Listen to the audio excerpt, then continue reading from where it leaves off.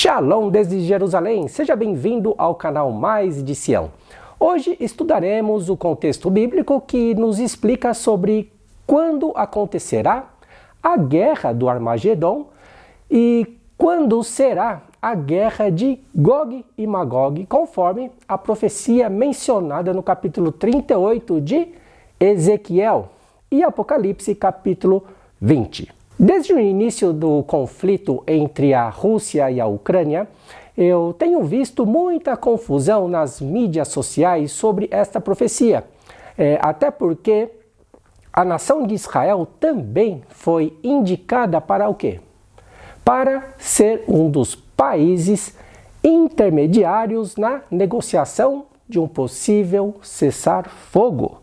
Então, muita gente está especulando, sobre esses assuntos e dizem que se Israel está se envolvendo politicamente no conflito entre a Rússia e a Ucrânia, isso significa que estamos próximos, estamos bem pertinho, prestes a entrar num grande conflito que pode originar uma grande guerra e automaticamente se cumprirá a profecia sobre Gog e Magog.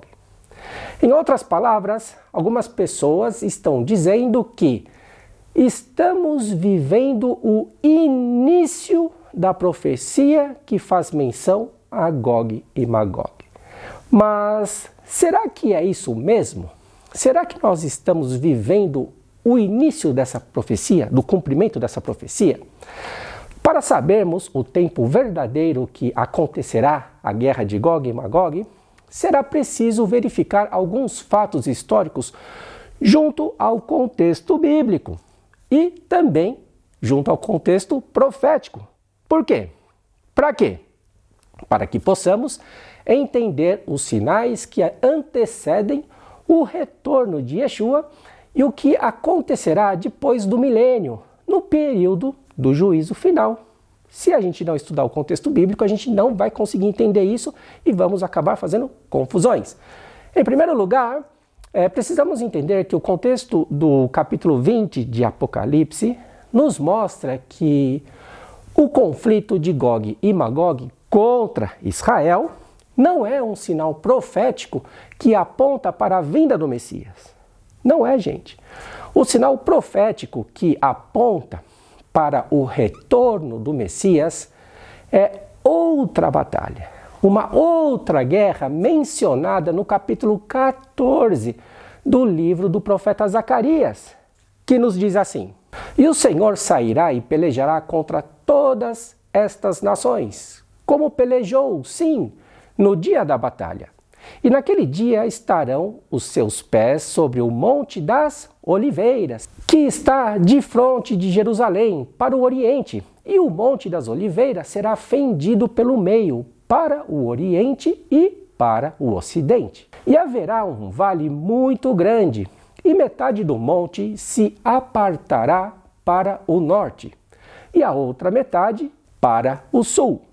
Note que essa batalha que o Senhor pelejará em sua vinda tem as mesmas características da guerra do Armagedon, que está mencionada em Apocalipse, no capítulo 16, que diz assim: Porque são espíritos de demônios que fazem prodígios, os quais vão ao encontro dos reis da terra e de todo o mundo, para os congregar para a batalha naquele grande dia do Deus Todo-Poderoso.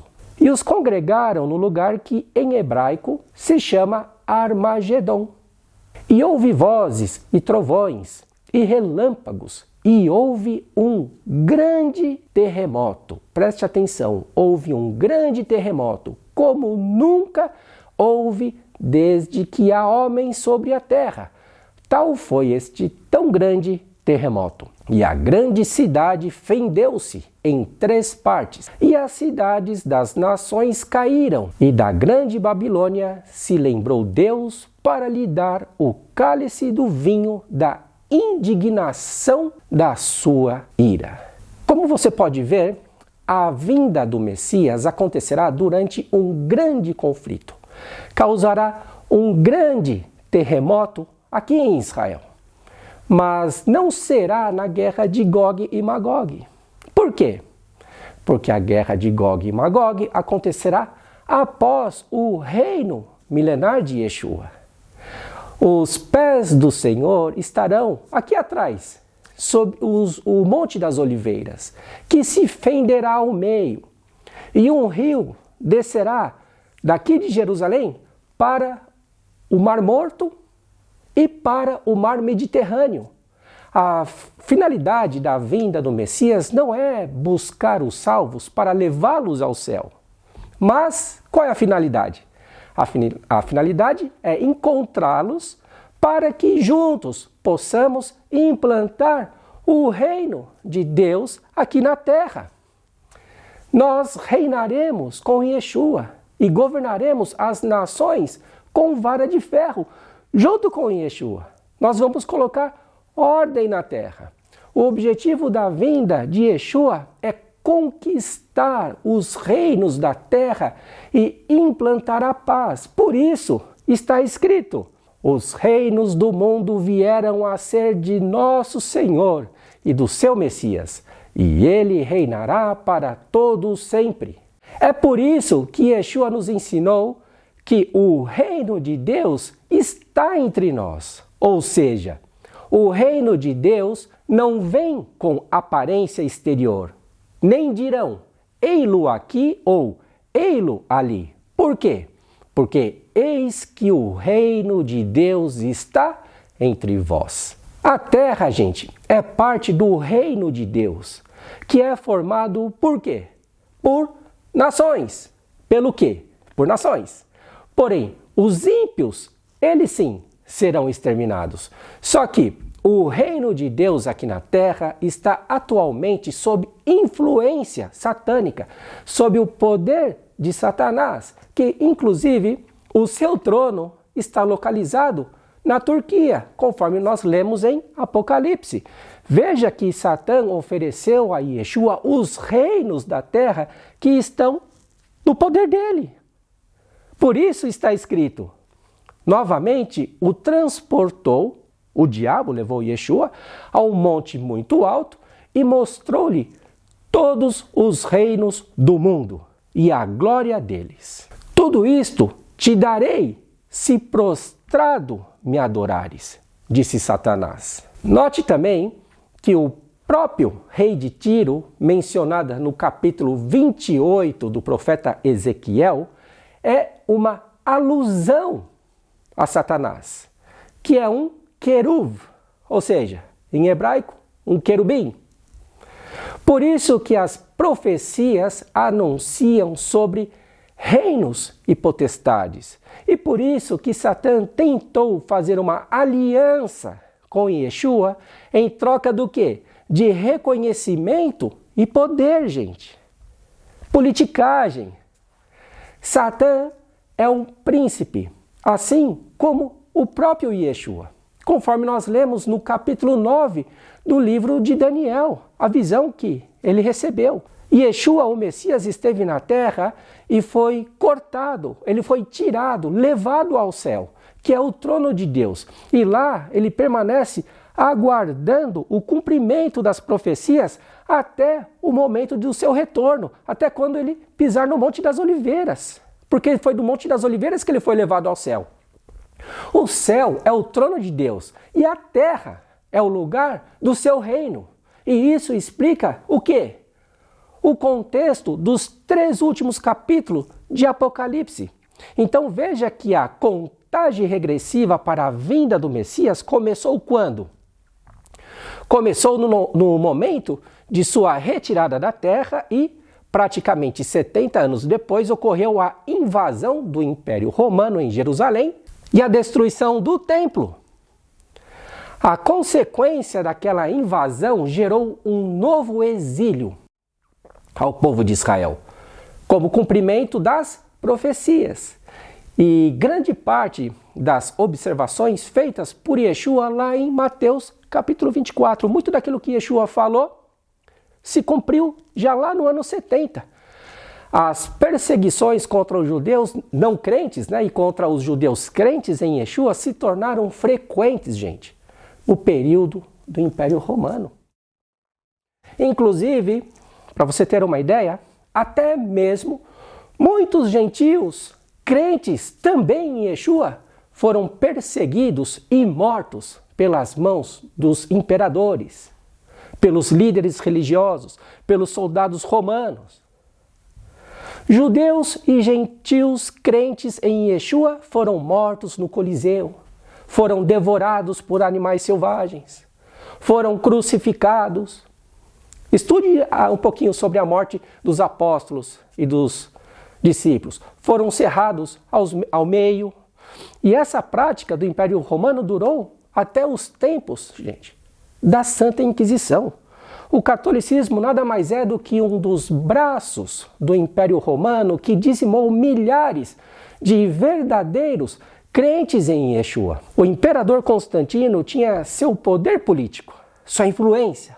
Porém, ele quis ainda aumentar ainda mais a sua influência ao manipular a fé dos leigos após o concílio de Nicéia. Ele misturou a política com a religião. Naquele período, a fé bíblica judaica foi misturada aos conceitos pagãos dos deuses gregos, dos deuses romanos, através de conceitos religiosos de Hermes, o deus pagão da hermenêutica, da interpretação. Aquelas perseguições contra os crentes remanescentes marcaram o quê, gente? Marcaram o tempo em que Yeshua chamou de princípio das dores, em Mateus 24. Está escrito: porquanto se levantará nação contra nação, e reino contra reino, e haverá fomes, e pestes, e terremotos em vários lugares, mas todas estas coisas são o princípio das dores. Então vos hão de entregar para serdes atormentados, e matar-vos-ão, e sereis odiados de todas as nações por causa do meu nome. E por isso, durante aquelas perseguições, aquele período de perseguição, João escreveu o seguinte: filhinhos, é já a última hora.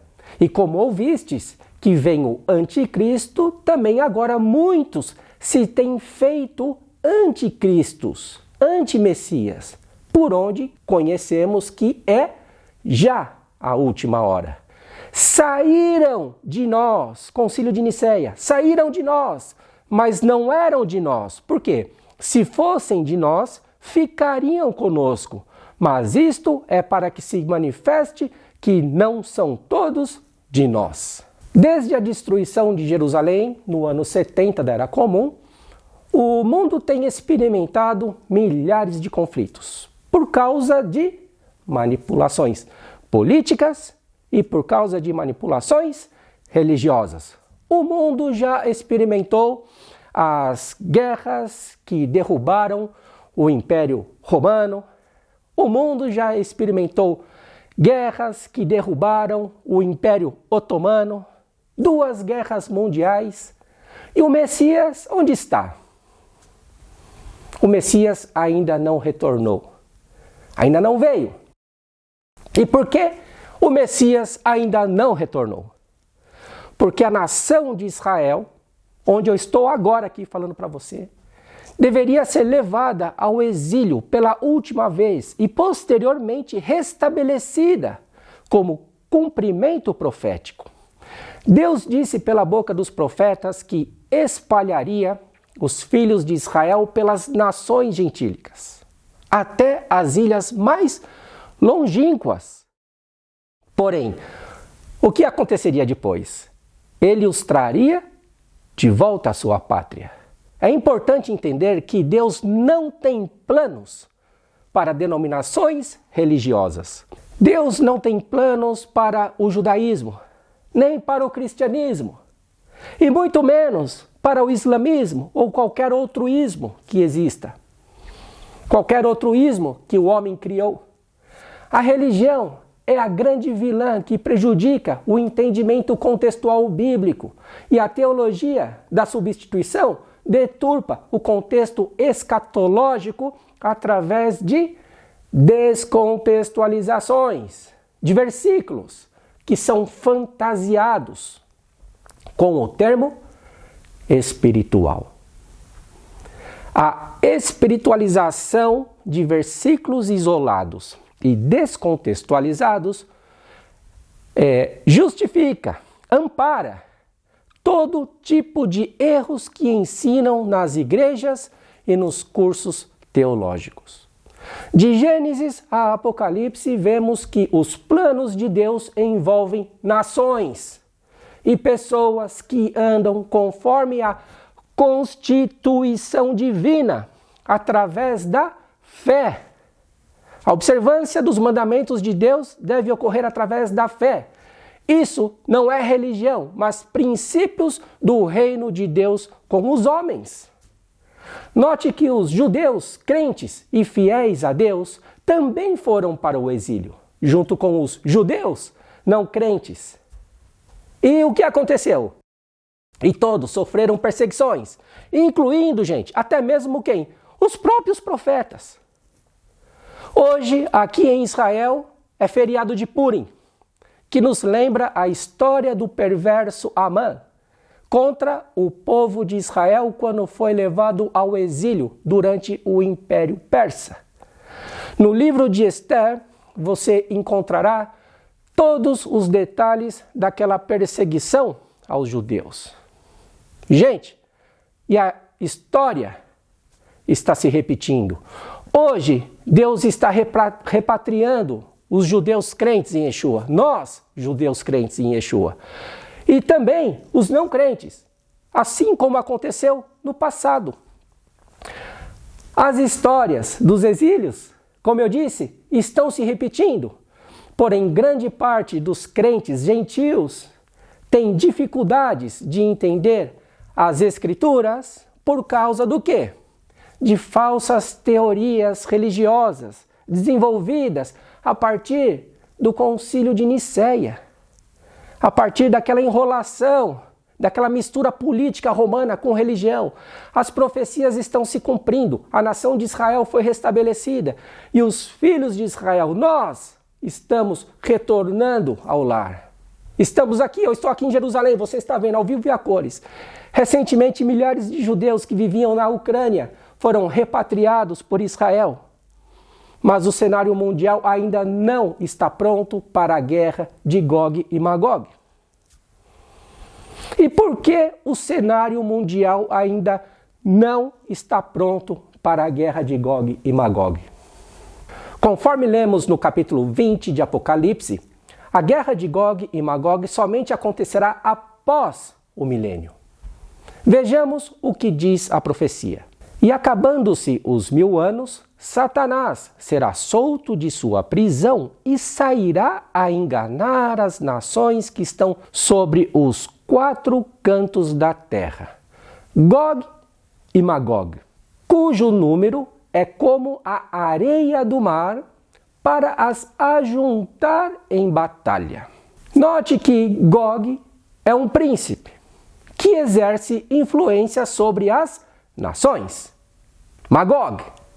Por isso, lemos no livro do profeta Ezequiel, no capítulo 38, o seguinte, veja só que interessante.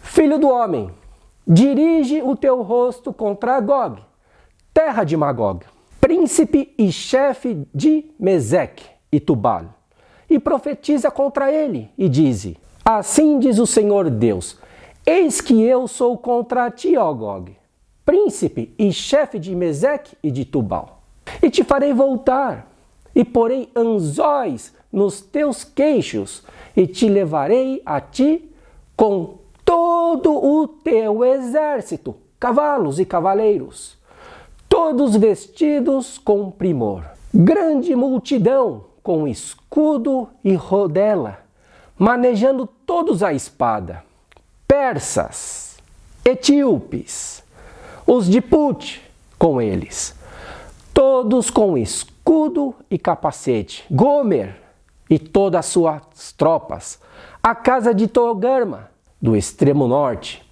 e todas as suas tropas, muitos povos contigo. Prepara-te e dispõe-te tu e todas as tuas multidões do teu povo que se reuniram a ti, e serve-lhes tu de guarda. Você percebeu que o exército desse príncipe está entre as nações da terra? Você percebeu que o exército desse príncipe é formado por multidões? Por isso que o povo do segundo príncipe mencionado por Daniel, lá naquela visão que ele teve, invadiu Jerusalém no ano 70 da Era Comum, liderado pelo general Tito, que ordenou às suas tropas que destruíssem tanto a cidade de Jerusalém quanto o santuário. E agora você tem ali o templo da abominação da desolação. Agora veja outro detalhe interessante na profecia de Ezequiel. Depois de muitos dias serás visitado. No fim dos anos virá a terra que se recuperou da espada e que foi congregada dentre muitos os povos, junto aos montes de Israel. Ou seja, Deus trazendo os judeus de volta das nações, que sempre se faziam desertos, mas aquela terra foi tirada dentre as nações e todas elas habitarão seguramente. Então subirás, virás como uma tempestade, far-te-ás como uma nuvem para cobrir a terra, tu e todas as tuas tropas, e muitos povos contigo. Como você pode ver, aqui o profeta está se referindo ao restabelecimento da nação de Israel, que habitará no futuro, não agora, habitará segura junto às nações da terra. A peça que faltava no cenário mundial era a nação de Israel, que foi restabelecida em 1947. E de lá para cá, o Senhor está trazendo os filhos de volta. Né? Você tem percebido isso? No retorno de Yeshua se cumprirá o contexto de Isaías 56 e o versículo que diz: assim diz o Senhor Deus que congrega os dispersos de Israel, que está congregando agora. Ainda ajuntarei outros aos que já se lhes ajuntaram. Porém, note que a nação de Israel ainda não habita segura, e nem mesmo as nações da terra. Quantas guerras, gente! Quantos problemas! Olha aí o que está acontecendo agora entre Rússia e Ucrânia.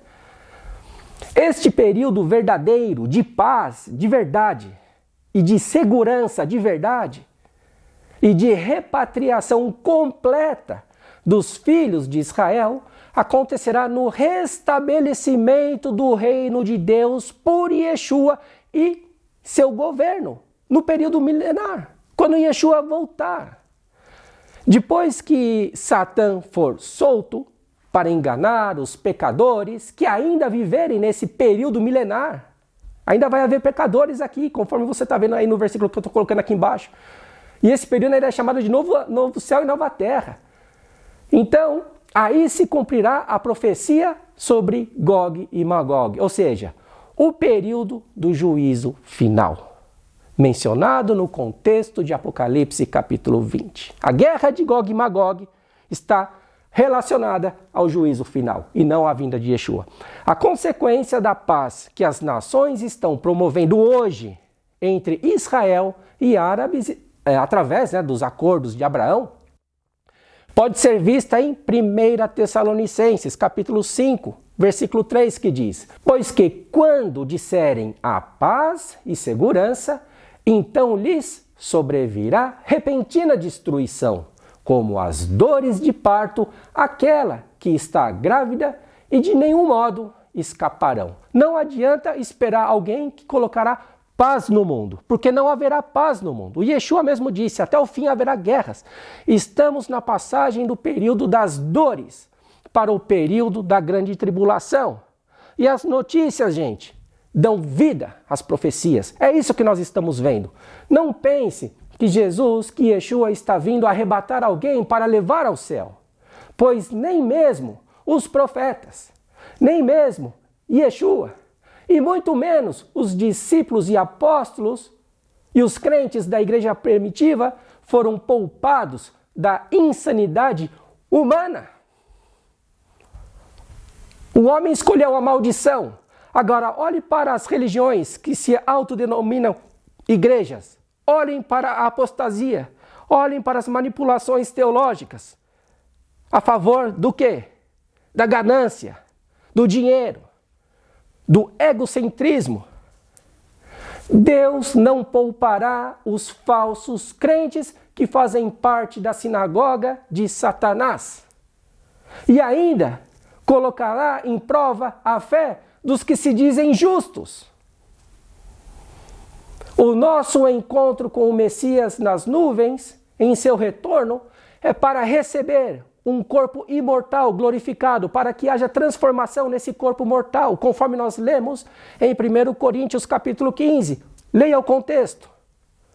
Então, nós governaremos as nações da terra junto com Yeshua. Por isso está escrito: e ao que vencer e guardar até o fim as minhas obras, eu lhes darei poder sobre as nações, e com vara de ferro as regerá, e serão quebradas como vasos de oleiro, como também recebi de meu Pai. Você está vendo? Você não precisa interpretar, é só entender o contexto bíblico. Outro texto diz assim: bem-aventurado e santo aquele que tem parte na primeira ressurreição. Por quê?